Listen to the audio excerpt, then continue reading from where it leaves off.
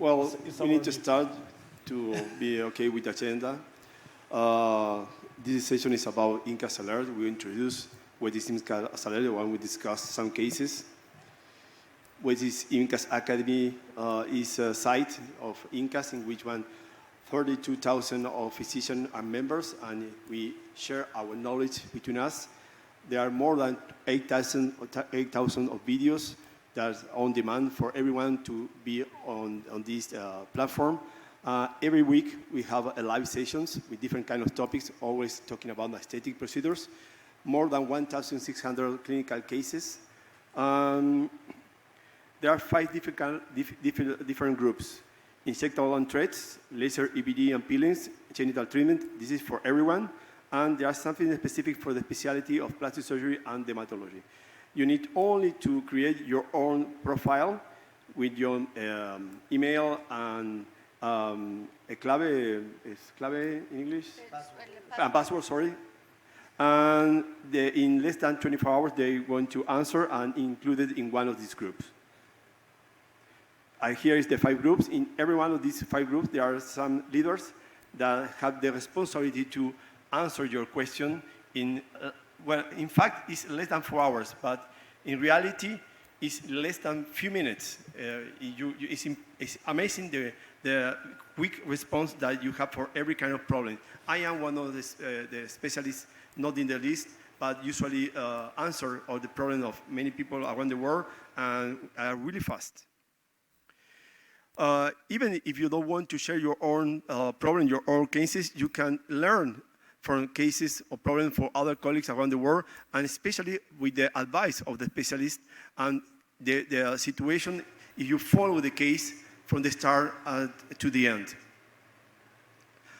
This is an example. You can choose share your case in anonymous way. Maybe you are shy, maybe you want to you are afraid about your colleague notice about your problem, and you have the possibility to make that in anonymous way. In this case, this colleague from Italy put the first and last name, Adriana Pozzi, and shared this complication. And here is the answer of speakers and especially for all countries around the world. For example, Palestine, Italy, Australia, Canada, and even in a country from Buenos Aires. And we always say that to the one to share the problem. Please don't forget to provide the follow-up, because it's important even for us to learn what is happening with this patient. Again, step by step, to be clear. First, you need to become a member of us.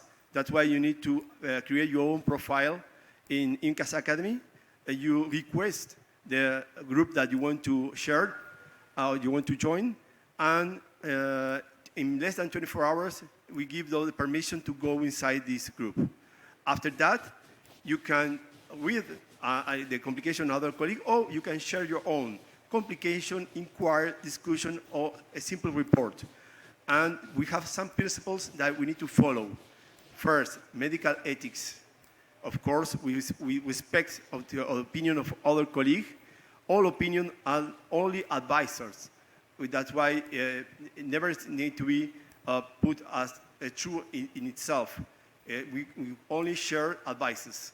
No sponsor, please. We try to don't use trademarks, only talking about technologies or products. And of course, part of the respect, no political or racial discussions. Saying all this, we start with the session, share this complication that is going to present by my colleague Alexander. Alexander, please. And this patient is a friend of mine, the doctor, and the patient complain of fat located in the lower abdomen. Treatment with cryolipolysis has been proposed. After 9 months, he returns reporting that the fat returned worse in the treated area. So the diagnosis, I think that everyone knows. And why, Christine, why it occurs? What is the? Why it's happened? I think still up today we don't know what is the cause. You cannot predict who will get it. At a certain moment in the beginning when we saw it, the incidence was very low, and it was more in, Latin America countries, in males. But in the meantime, so many years later, it is all over. The incidence has grown because in the beginning it wasn't reported. And so we have no clue what is going on, what causes it. And also, frustrating, we cannot identify who will form it and who will develop it and who will not. And so the only treatment that I know until now is traditional liposuction. Well, we have in front of us paradoxical hyperplasia. Your opinion, Andres? I don't have this device, but I know this problem, and obviously you need a surgery, liposuction is the only way that I know to resolve. Yeah, as Christina said, I think it's not, we don't have a clear relationship with insulin resistant or something like that. I only had one case, and in this specific case, we already detect insulin resistance. So in that case, we decided to treat. My husband is endocrinologist, so he was helping us. And also the liposuction was the first decision, and after that the patient was good. But of course, no one knows exactly why it's happening. But maybe you give a clue. You said that your patients have insulin resistance. So what do you think about that? No, it's a complication that when the cryolipase is growing, it disappears. And the company pays the liposuction for the complication. But after that, they launched a small handpiece that decreased the time of the freezing and the intensity of the freezing. And they said that the complication is about the time that you attack these fat cells, that the response against this time and the intensity about. You agree with that? Yes, because at a certain moment they asked us to return the first generation handpieces because the incidence of this hyperplasia was more seen apparently with the first generations where there was a 60-minute exposure instead of the new generation, which is 30 minutes exposure. And about the insulin resist? To my knowledge, I don't think that I think that they looked at possible correlation between certain etiologic factors and the group that was reported to have it, but they couldn't find a correlation till now. And I'm not sure if they were looking for insulin resistance also. I'm not sure, yeah. Okay. But it's really sad that young patients without illness look for only a little reduction of fat. And in the beginning, the company don't report the real number of cases. Is more frequent than they supposed to be, or they say it to be. And as Andres mentioned, the only solution is by a liposuction, and not only that, maybe in some cases dermolipectomy. I have a case sent to a colleague of mine.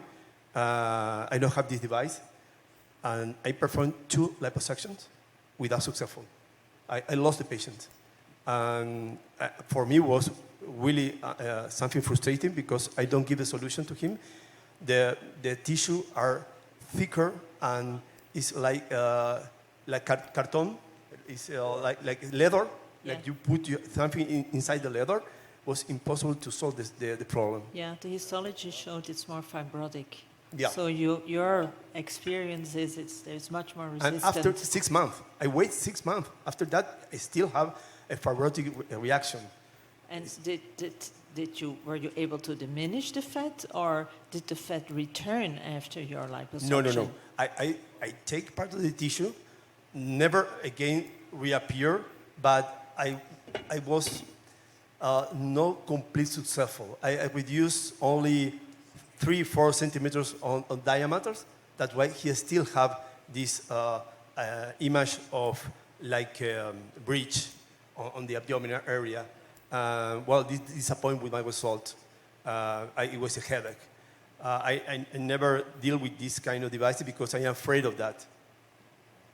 I mean, I'm not sure you know all this high-profile case of Linda Evangelista, who claimed that this hyperplasia ruined her career as a model, but we never knew they came to a settlement, but we never knew, what was really going on there. At the moment of the great company have an insurance that you mentioned, to pay $4,000 for each kind of complication, is that they expect to have complications.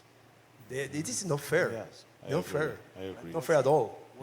Carlos, we just arrived, and this is the first case. Okay, that's a hyperplasia, and the liposuction is the solution for these patients. But I read on the works talking about the oxalated using to prevent this complication. Do you read about, do you understand, do you want to talk about this one, the oxalation, or have any experience about that? I don't like the Zoxcolate because I have inflammation, redness.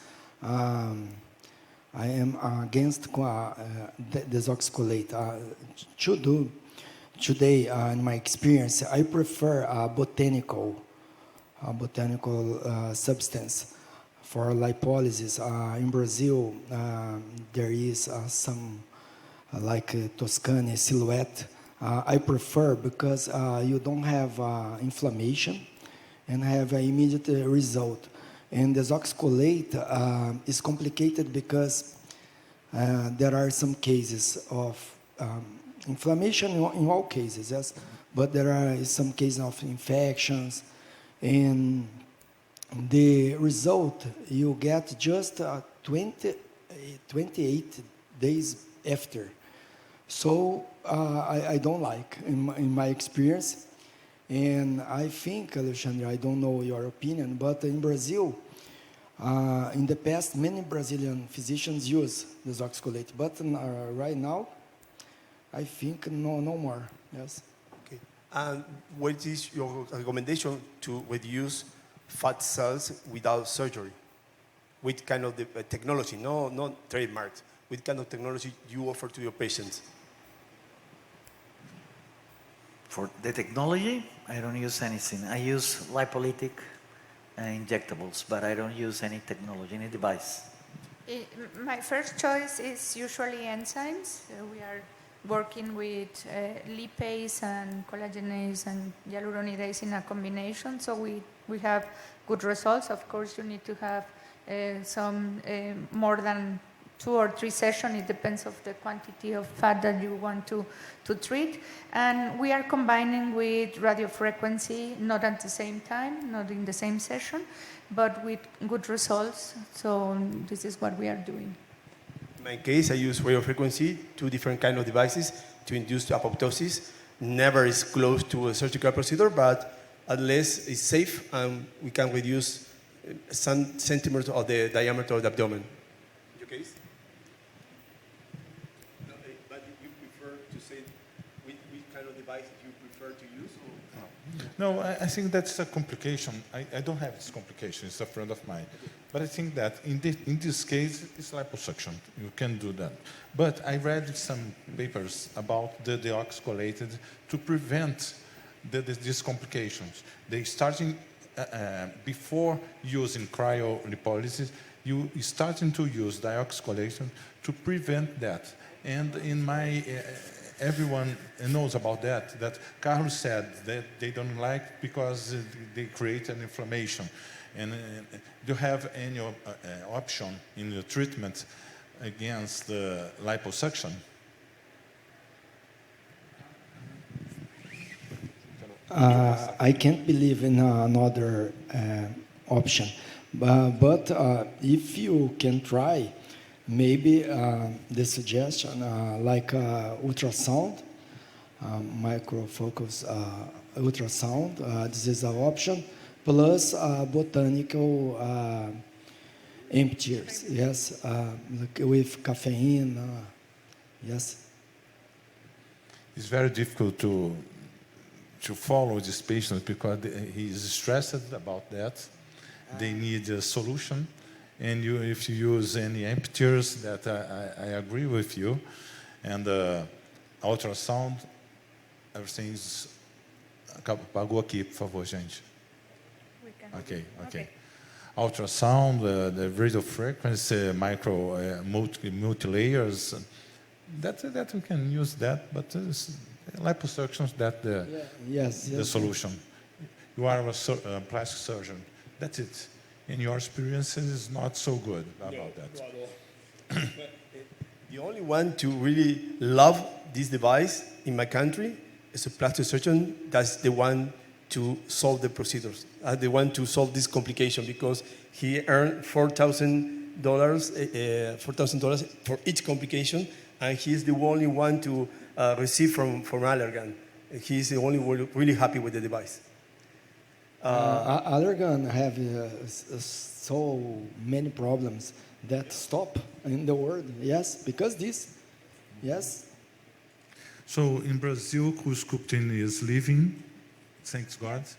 I stopped working because I have afraid about that, and the other cryolipolysis I don't trust in Brazil. In your countries, co-sculpting is living too. It's also living. In all the world. At least in Mexico, it's also living. But in not stop in Mexico. No, Sorry? co-sculpting not stop in Mexico. They are the machines that they have. They are selling, but they are not having news for. Okay. So bad situation for everyone. No, this case, the solution, that's liposuction. Okay. This one, the patient complained of aging hands. She underwent tricolic acid peel on her hands. After 4 months, she reported keloid scarrings in the treatment area. So the first question, everyone do the ETA peel or the other peel? What's the wrong indication in these patients? What's happening for this situation? With ETA, do you mean, what do you mean by TCA. TCA. Okay, all right. Concentration. The problem is... I don't know. I don't know everything. I don't know. But I think that's 90%. Yeah, exactly, Very, very high. Yes, and the time of exposure. Yes. For the exposure. Probably the treating physicians did not have a laser to treat whatever she came to see him or her for. I think it's photoaging or maybe thinning of the skin. But boy, also before, I remember one case of a patient, it wasn't the hands, but it was somebody in the face who told me before that she has a history of keloid formation.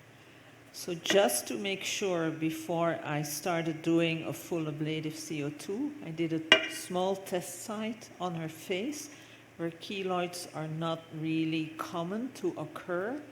Guess what? She formed a keloid, and I was so happy. I did a test site before. So before you do something non-specific, quite aggressive of the face, I would do also a good history, like how is your, how do you heal? Do you have a history of keloidal or hypertrophic scarring? Probably the concentration was too high or too many layers, real deep frosting. She must have gone through a very long recovery process also. Before, even with lasers, what you do on the face heals so much faster than compared what you do on the hands. So the Yeah. poor woman, can we help her? I think it's a terrible case, really. TCA is, I'm only using in very few cases, only at 35%, very local in some box scars from acne, very careful before CO2 or something else. But I'm also working with a little proof before. Even with 35% is not so bad, but you need to be careful. And yeah, this is the only concentration that I'm using now with TCA, because I think it's something that you can neutralize. So it's still working, even if you want to wash or something, that will be worse. So that means that you need to be very careful and not apply too much layers, only maybe one or two, and wait for frosting effect, and in a little quantity. Never so a big it's a very high superficial, so I think it's not a good idea. Yes, that's a problem that many people use in the, after, like drug delivery, after CO2, after an ablative laser, and you start the laser, and you have to start the pill, the ATA, because the ATA enters the mitral channels and diffuse in the derms, causing these scars. I don't know she used anything before the ATA, but if I started to do that, I start with 10%. Then not much that. The second session, 20, the third, 30, and I finish in 30%, not at all. Well, this is the case, and what is your advice to have a solution? What is your advice to the medical? Yes. Carl, For treat, do you know what I do for treat this patient? In my opinion, the best laser technology for this type of scars is picosecond laser, in my opinion. Picosecond laser have possible to treat a deep layer, superficial layer, and open channels for drugs, yes? And about infiltrations, the best, in my opinion, I have much experience in bleomycin and 5-FU too. So I think it's not good I use triamcinolone, not good. I prefer, in this case, in my experience, I have some cases like this in other parts of the body. I use picosecond laser every month, plus infiltration or drug delivery of bleomycin, and sometimes together bleomycin and 5-FU, yes, fluorosil. Alexandre, I think this scar is too redness and it's necessary add vascular lasers. Yes. Picosecond is a good option, but I began with vascular laser, I know PDL, IPL, NDJAC, anything is dependent that you have. Mm-hmm. And after this, picosecond is a good option. But maybe if I don't have picosecond, CO2 ablative lasers, you can use it, or other non-ablative lasers. But I prefer intralesional steroids, and I mix steroids with bleomycin. For me, it's the best option, bleomycin with steroid in the same injection, in the same application. And the other things is to indicate for the patient to use gloves, or you can make silicone bands with gloves, but it's necessary to have a dressing or like a compression of silicone or hydrocolloids, patches to have better results. Andres, that's the questions. You prefer to start smoothing the scleroid before using any technology? Well, it's a good question. In the past, I did first the devices and after the dressing. But at this moment, for the experience for Giselle, I use before the dressing and I wait at least 1 month And in this moment, we'll be begin with the treatment. Sorry, you said picosecond, but in fractional way, or you look for color? Fractional. Oh, okay. Yeah, And, sorry, and the concentration between 5U and corticosteroid? In this moment, I don't use more 5FU. Blomycin, sorry. But I use blomycin. The concentration really is depend for the steroids. I prefer the steroids. I dilute between 50 to 20% the steroid to inject. And the amount of steroids for this concentration, it's the rest of the product is blomycin. Yeah, I think I will also use a vascular laser at the beginning with, I have B-beam, so this is the one I will use it, and combining with intralesional steroids at the beginning. I'm not using blomycin anymore because I had one bad case with blue coloration and things like that, so it was not my first thing. But then I will use, after vascular laser, maybe a CO2 or pico in a fractional way, and we are applying after the treatment exosomes or something to regenerate the tissue. So in these kind of patients, this will be my approach. I would approach it like a traditional burn scar, and there is so much thickening and fibrosis of the scar tissue, probably also limitation in the movement of our fingers. So I would, in this stage, early stage, first hit it hard with low density fractional CO2 or erbium, get TCA, get Kenacort in there until it is less thick, it is more flexible, and then I would do pico or vascular, but not at first. The skin is so thick that we need, I would first focus on thinning the thick fibrotic tissue. And I need to say that it's very different if it's your complication or if the patient is coming with you with these kind of things, because if it's your complication, of course, everything is really difficult with this kind of patients. And if it's coming because you can help, then you can do a lot of other things. So I mean, we are also having this kind of patients with enzymes, not as monotherapy, as I said, in combination with lasers and these kind of things. I know, Susana, you are doing in a similar way, I think. And yes, with vascular laser and intralesional therapy.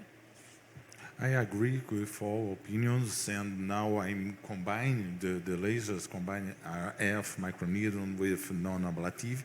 In that case, we treat me with 10 sessions with 3040 non-ablative laser and corticoid triacinolone intralesion. And she had these good results, and after that, the plastic surgeon, what you do with the laxity? Amazing result. Amazing case. But again, yeah, No. you used the wavelength that went deep. You had thick fibrotic skin, so that's a great wavelength to get through that thick Yeah. fibrotic. Yeah. Yeah, but this is for sure hands with movement, with great movement, because there's yeah, excessive skin absolutely. on the surface. That's why for sure you can tell us the patient can move without any problem, no? It's amazing result, nice. But it takes a complete year or no? Complete year for this result? 10 sessions every month or No, sorry, it's not my case. Ah, I'm okay. very sorry, no. I don't know how that, but I think that 1 month between the sessions. Exactly, So it's a year, complete year. Yeah, If not, it's impossible. With a fractionated ablative, it would have gone faster. But this is also a great result. I mean, but because you can go deep with that wavelength. That's it. Fabian, And your I think case? it's also important to explain these kind of patients that we have a very nice result and not to do a lot of other things after that, because the skin is very thin and maybe to rest and recover a little bit will be great. I will, because if you don't have this kind of things, maybe a biostimulator or something will be great, but with the history of this kind of fibrosis and scars, I will be waiting and not to do a lot of things. So after that, I don't know if you are agree or you are doing a lot of new things. Huh? Yes. Well, I selected first case from Imcas Alert to notice the way that this work. Okay. 1, 2, 3.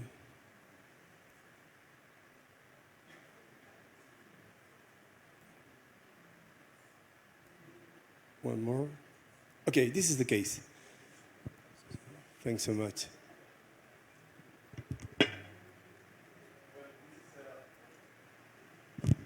Okay, in this case, they give us the name is Miriam Fopp from Swiss, a dermatologist that described the patients, female patient, Caucasian, 53 years old. The following is followed by rheumatology assessed from December 2025. He have a mild systemic scleroderma with the first diagnosis in 2019. The laboratory show us the degree of 70 positive in 99 instead of 15. That means it's really high. They tolerate a session of cool sculpting in 2019 with the consent of the rheumatologist. And the question is, the patients want to perform more treatment, more non-invasive treatment. This is my question. What is your position if you have a patient with the systemic sclerosis with this laboratory? What you do advise against it? The patient asks for a thermash on the face, cool sculpting on the abdomen, Emscom neo on the abdomen, and the request of the patient is for the 3 treatment. What would be your recommendation? Fabian, for me, this surgical patient, totally for you. Probably the expectation of the patient are too high. And the abdomen is, I don't touch, because I think any local treatment or any different treatment that surgery improve it. In the face, probably thermage or radiofrequency treatment or HIFU treatment improve the laxity, but for the body, I think it's totally surgery. Again, it's scleroderma. Yeah. What do you think about The thing is- radiofrequency? I don't know. The thing is that the risk of fibrotic response is higher, I think, if you compare with other patients. So I don't know exactly, because all the autoimmune disease they don't have a word. You know, maybe in this moment you have the rheumatologist improvement, but of course is something that is not easy to treat in these kind of patients because of the risk of fibrotic response and all these kind of things. Even when you cool sculpting, we saw that the risk is high. With thermage, having a lot of heat in this area maybe is not the best idea. And so I'm Emsculpt? not sure. And the Emsculpt? Maybe Emsculpt is working on the muscle. Maybe it should be a better option, I guess. But without Neo. Neo is radiofrequency. No, only working on the muscle, I Your guess. opinions? I completely agree. I mean, I wouldn't trigger or use anything with heat that might induce a fibrotic reaction. I know with systemic diseases, for example, if I have a vitiligo patient, and although they don't have active vitiligo, but in their history they have vitiligo, I always tell them that whatever treatment you do, you might trigger this autoimmune disease to become active again. So with vitiligo, I advise against them, and the patient is very aware that there is a risk for a flare-up of vitiligo.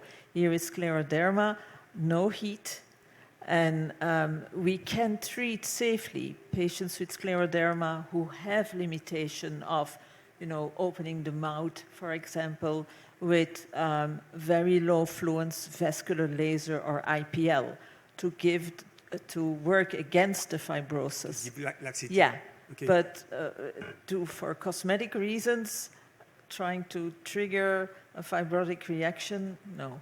And Your opinion, Antonio? Fabian, I don't recommend co-sculpting.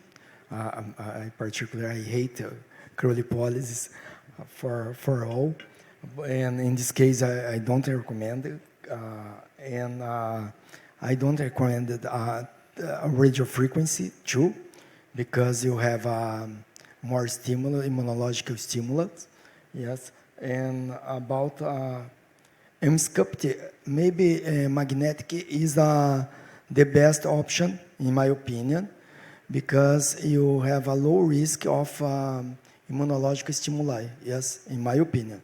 This is my opinion. In my opinion, I can refer the patient to my worst enemy because it's a bomb. The patient is a bomb. Even if I try to practice surgery, scleroderma is thicker, it's like leather. You never know exactly how to respond to the surgery. I try to avoid this kind of patients. I don't know. Your opinion? I prefer to use first the colchicine cream to smooth the skin, and think that you smooth the sclerosis is established, and you're thinking about if it's possible to use microneedling with colchicine cream in drug delivery.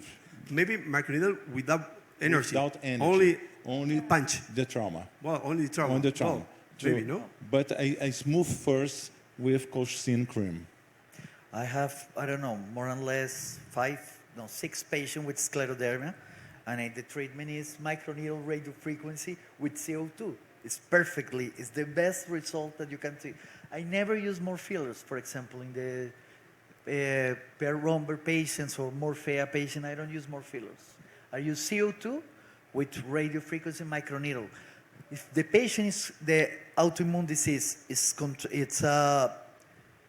controlled with medication, without medication, you don't have any problem to use lasers or use energies. Andres, on the face.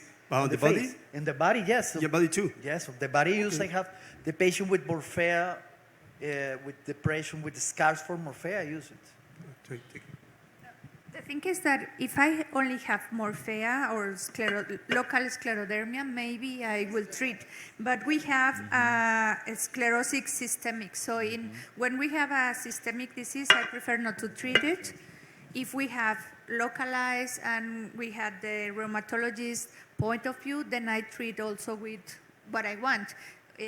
Fillers in some cases, but I prefer also to use technology. But I need to be sure that it's only local, the morphea. But patients with systemic sclerosis, for example, have a problem with the open their mouth. Microneedle and CO2, it's perfectly, and you improve the quality of the life of the patient. Yeah, but not for cosmetic.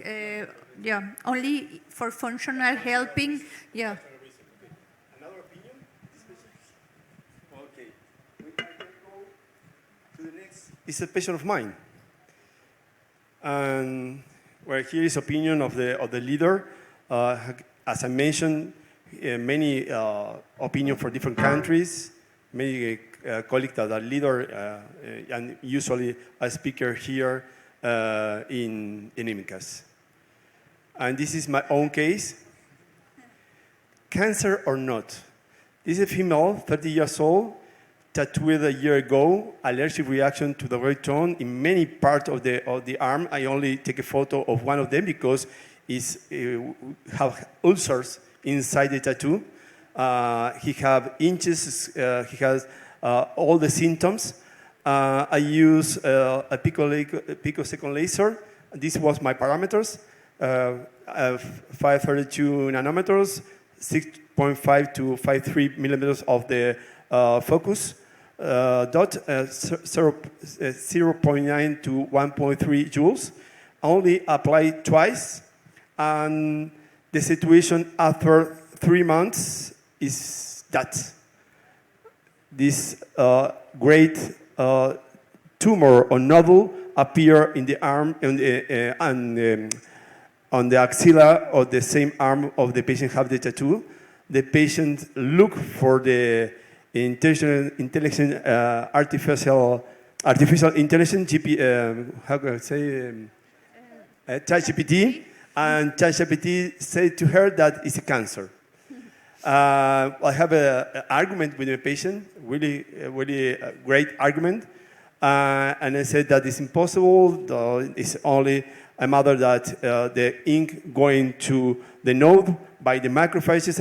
I explained everything, but the patient have this great nodule with pain, and here is the discussion. What it is?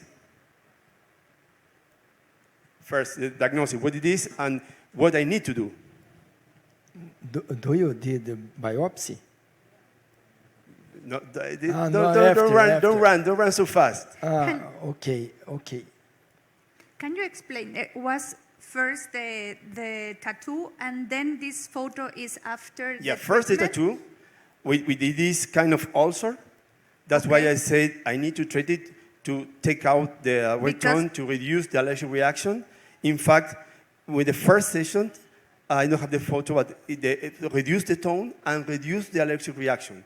Okay. But after the second session, the patient appeared with that, even with the reduce of the tone of the tattoo.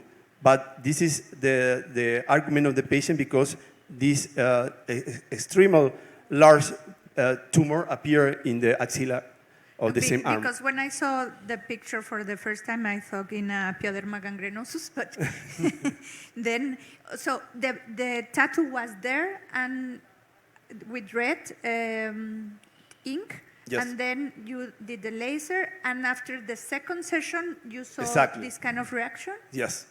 It's a immunological reaction. Huh? It's an immunological reaction.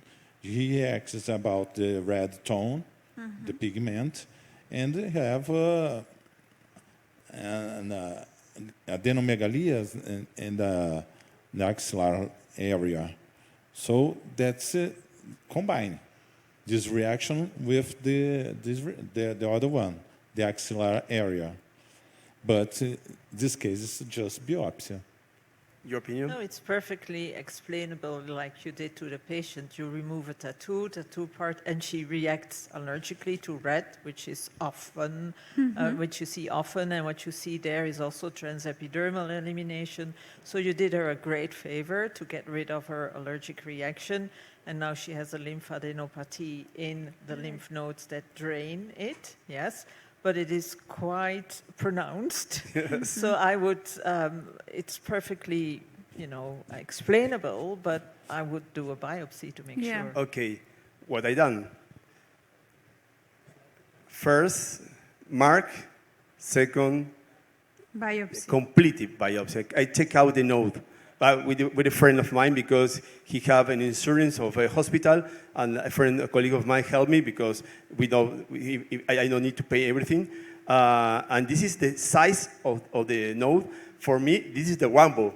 Rambo take out all the ink because I request to my colleague to cut it, and this is the situation inside the node.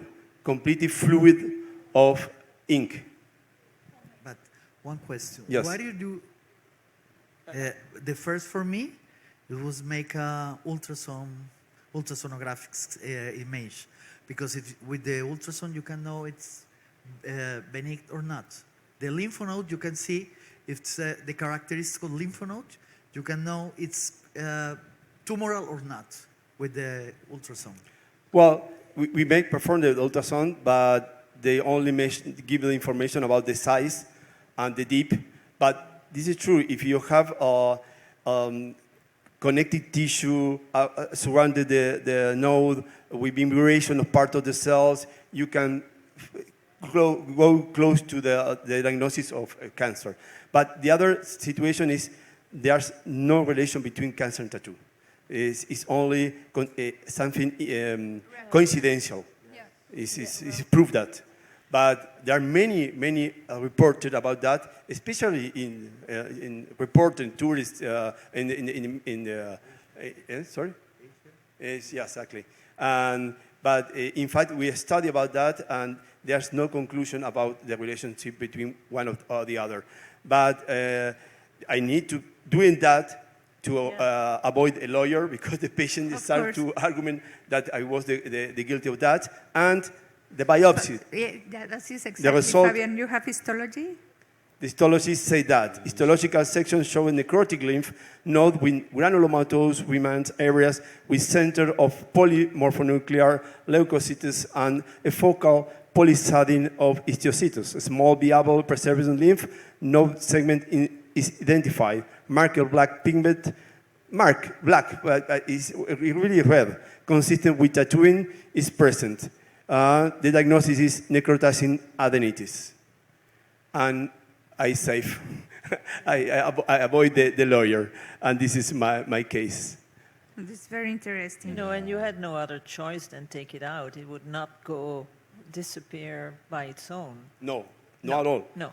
Now, in terms of cancer and tattoo particles, so with the traditional particles like the old-fashioned green, black, and red, they are inert. They don't change the chemical composition after laser treatment. But red is the problem, no? Yeah, but the new generation of the so-called organic dyes, the light blue, the yellow, the orange, in vitro, they have shown that those dyes change molecular structure due to the very high, you raise the temperatures by 100,000 degrees C, and the chemical structure changes in potential pro-carcinogenic dyes. Yeah. This Even is in black vitro. have aminas. Yeah. Is toxical with the body, but there's no proof of relationship. No, With today we cancer. have no proof, because that's the new generation of dyes, not the old ones. They are Okay. stable, but the new ones, the light blues, the orange, the yellows, they're the so-called organic dyes. They're very colorful. We don't know today. We know that they change. They become pro-carcinogenic. There is no proof today that in 20 years it will give you it will cause cancer. Today we only have in vitro proof that they change molecular structure, and we have to wait to see if with those colors, with that specific type of dyes, azo dyes, it induces cancer. Very interesting, because organic is not always the best option. Yes. And especially these kind of tones are really difficult to remove. Yeah, it's very Light difficult. blue, green, yellow, orange has And of course, headache. white It's is- a headache. And white is by titanium, and change the tone Exactly. between white to gray. It's a great headache. To explain the patient, I don't have. Before that, I was white, and now it's gray. Yeah. Well, I need to explain that, and I try to avoid this kind of patient too. Yeah. Because even I explain that, They don't believe it. they don't believe it, and they start an argument with me. Okay, well, we want to follow with the next speaker is Susana. Susana, you have a lecture here.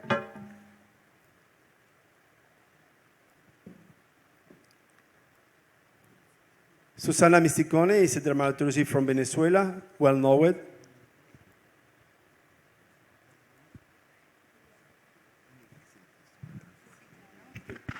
Okay.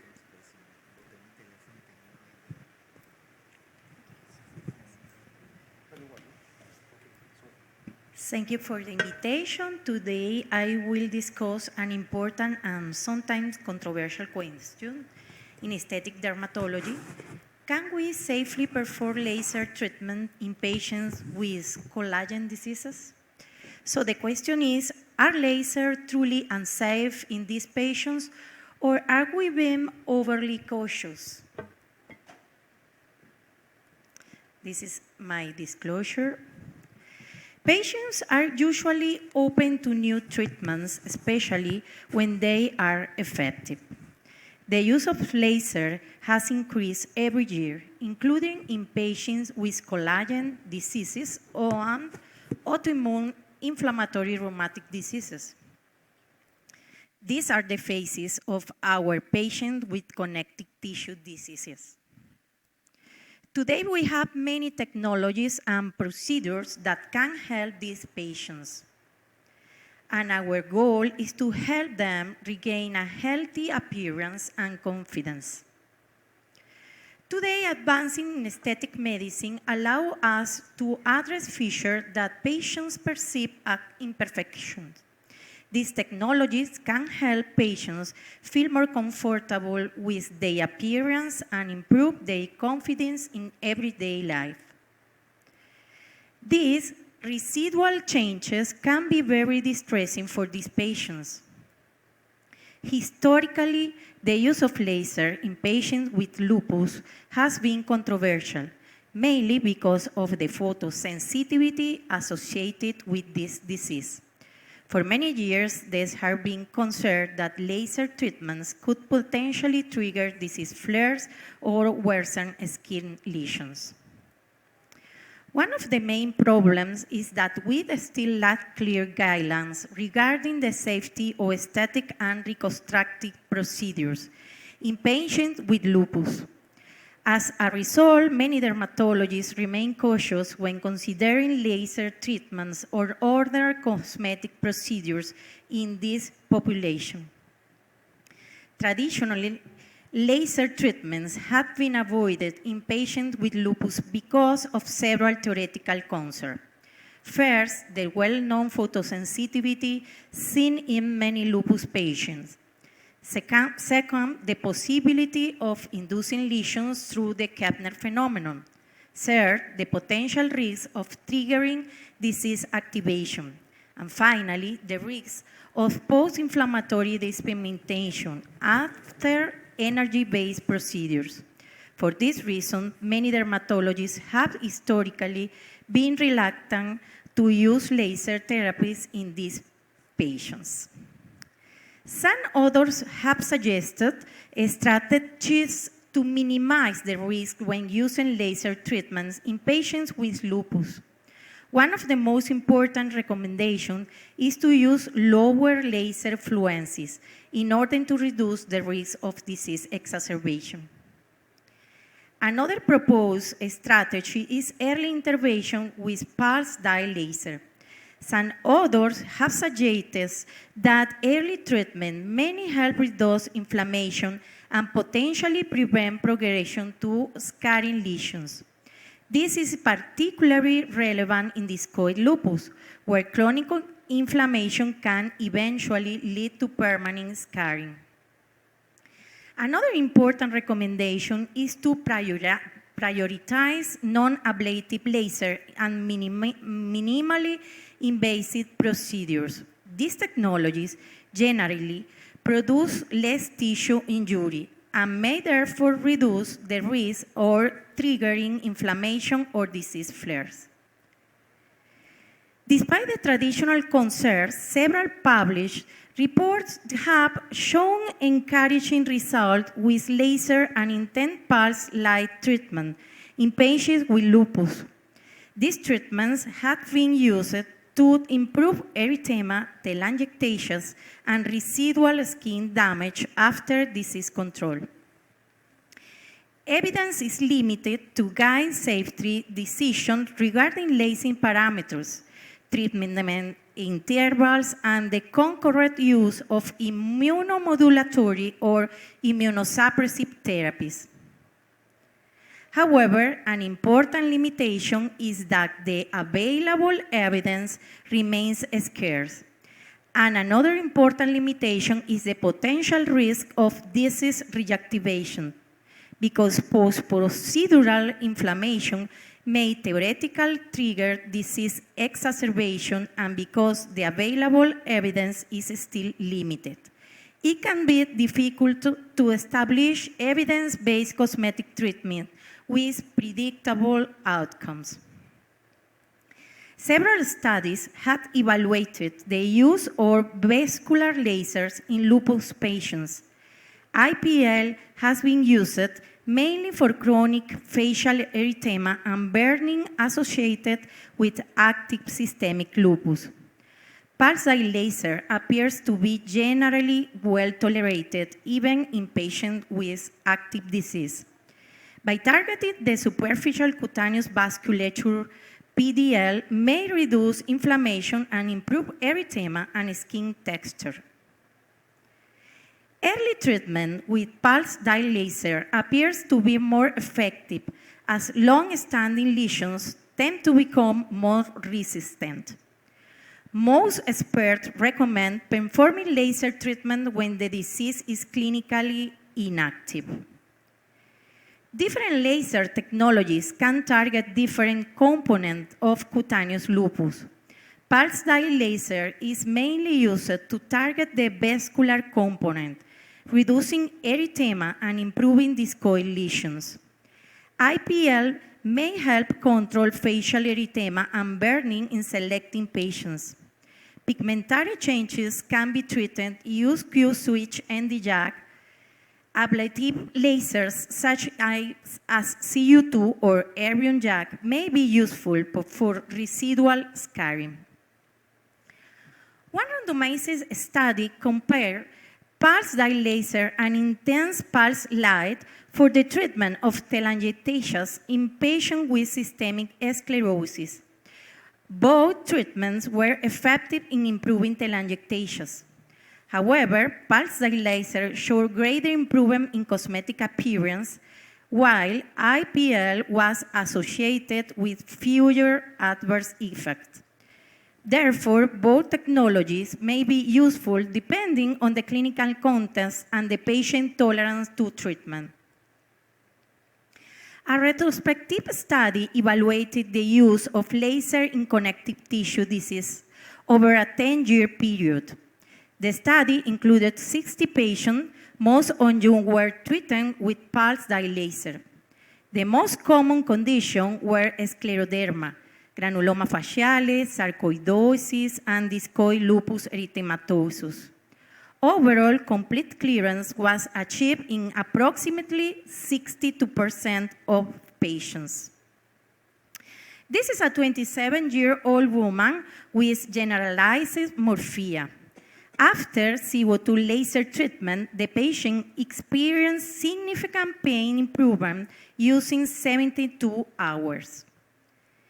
This is a 50-year-old woman with systemic sclerosis presenting with painful phantom-limited digital calcinosis cutis.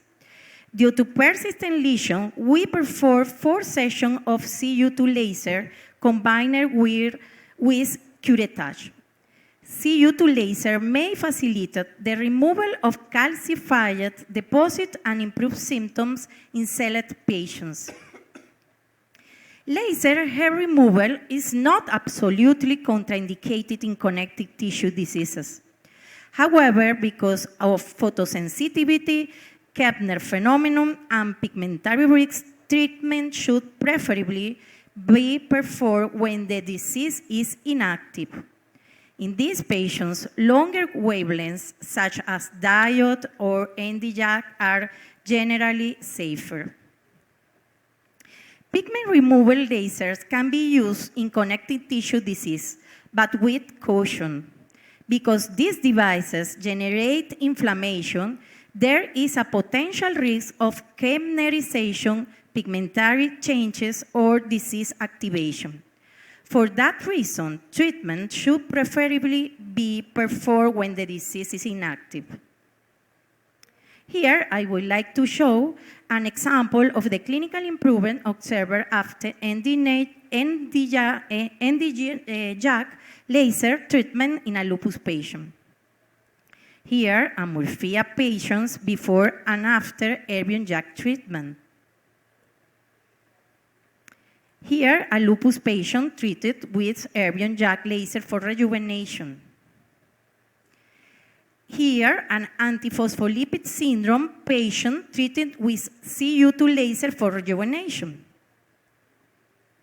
In this case, a patient with Sjogren's syndrome and solar lentiginous treated with a Q-switch laser.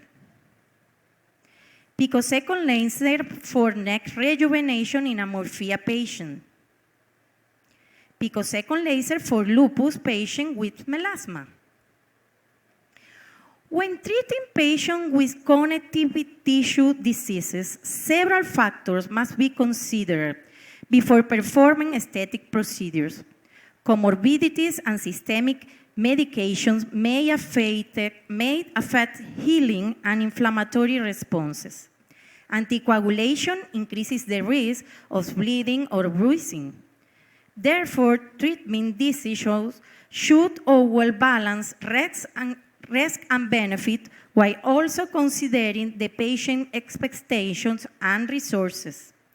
In these patients, a conservative approach is often the safest strategy. In these patients, less is often more.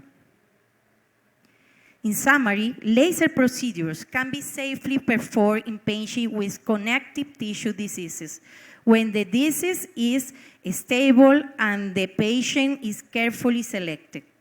Understanding laser parameters and using conservative settings are essential. In these patients, avoiding treatment during active disease and adopting a cautious approach are key for safe outcomes. In connective tissue diseases, safety depends more on the operator than on the device. Thank you very much.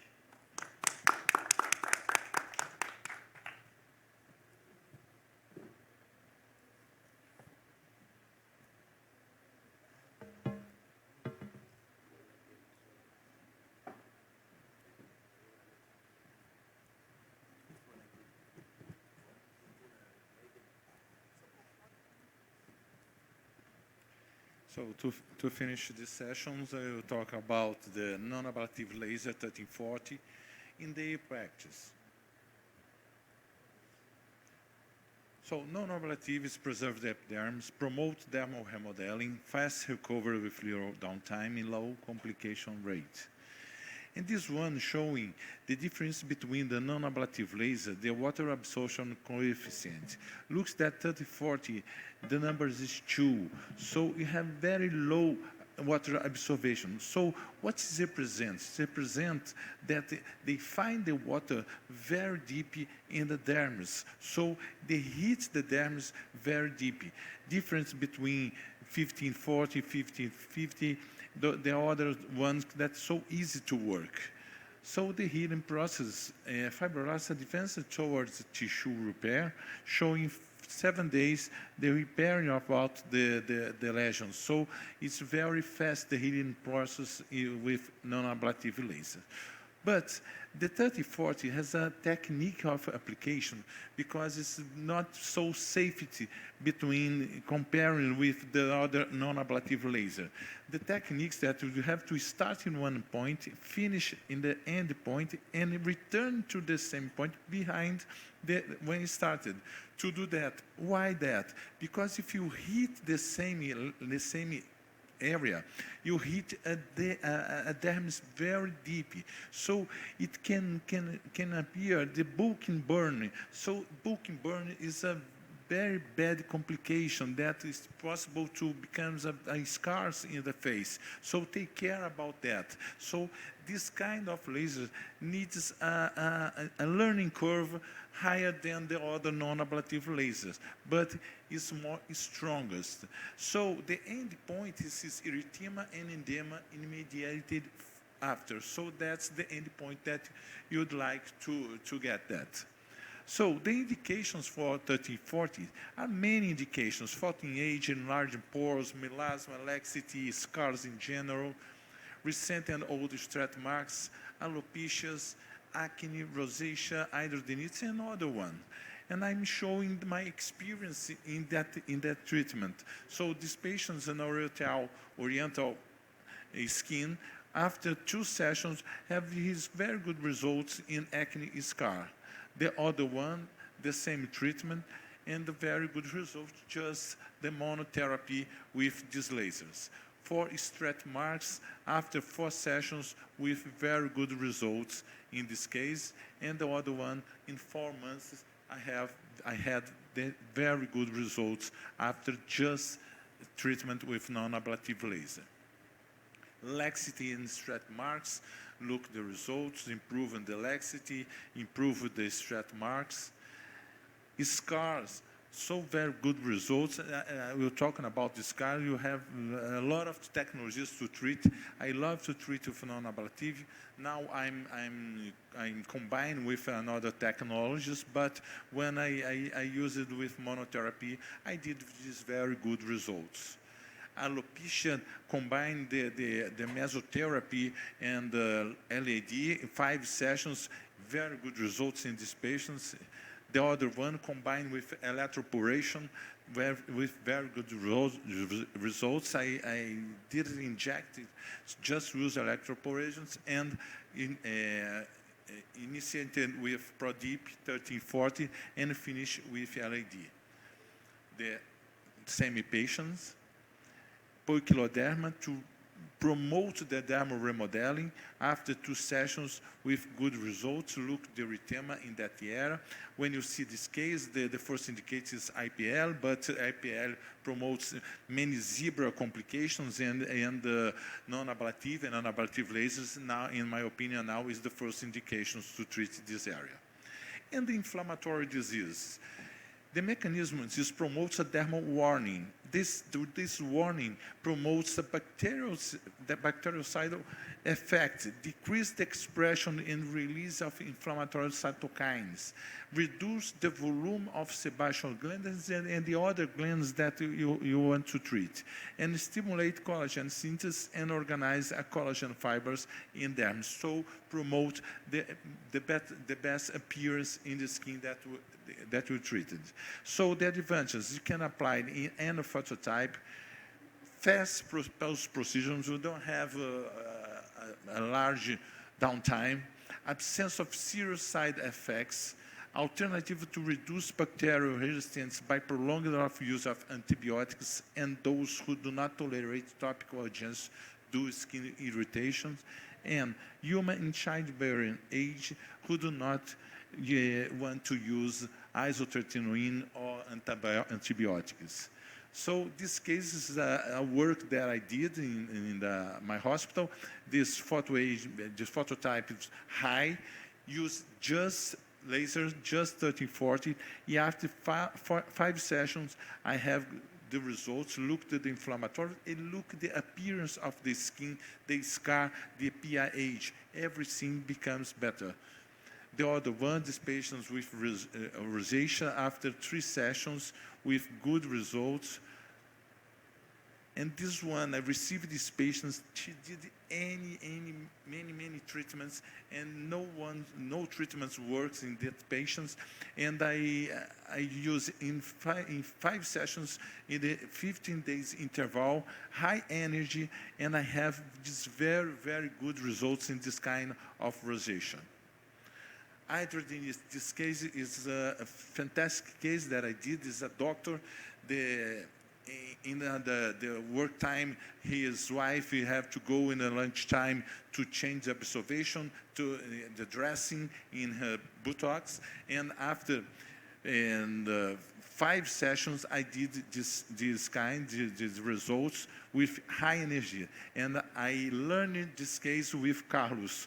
Carlos showed me very good results, have a publication about that, and I learned that when I received these patients, I remember Carlos, and I did that. These patients, until today, call me every month that he very grateful about the results and the style of life that so becomes so better, and he's very happy about the results. And when I said, now you treat the appearance of the buttocks, and he said, no, I don't know, I prefer that one, and I'm so happy about that.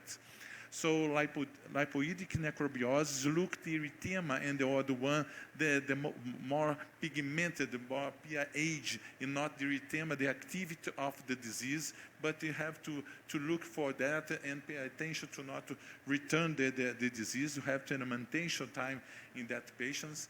And the combinations about the non-ablative laser 3040.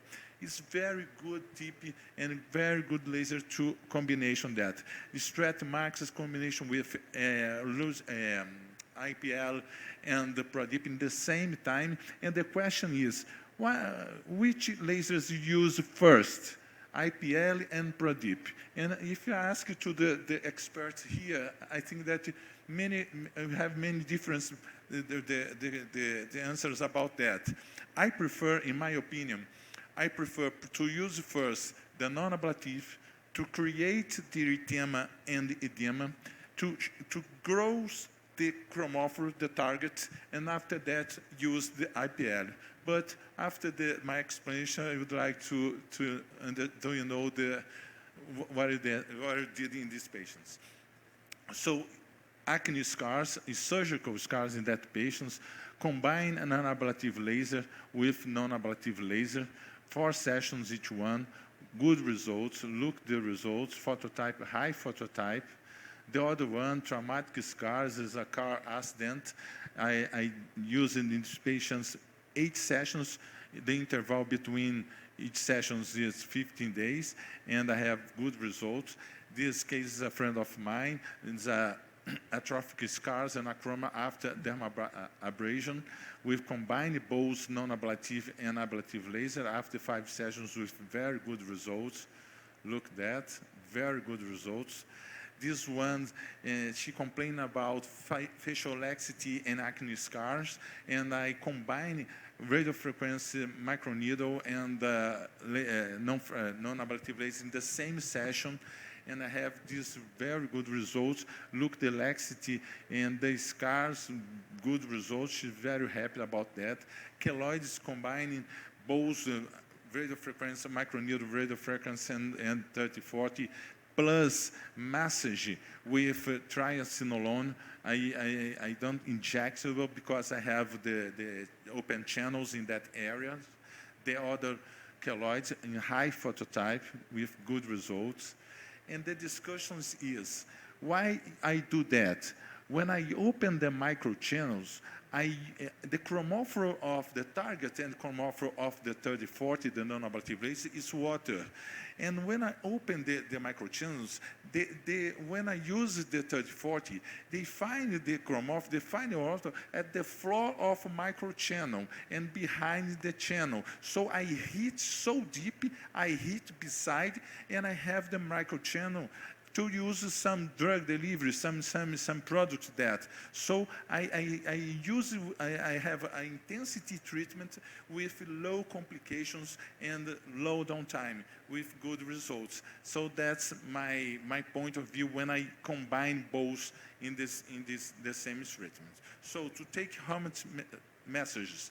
The non-ablative fractional lasers represent a minimal invasive and safe alternative of treatment of chronic skin disorders. In cases of refractory to conventional treatments, it presents itself as good therapy option in monotherapy or in combination with other treatments. So I love this treatment.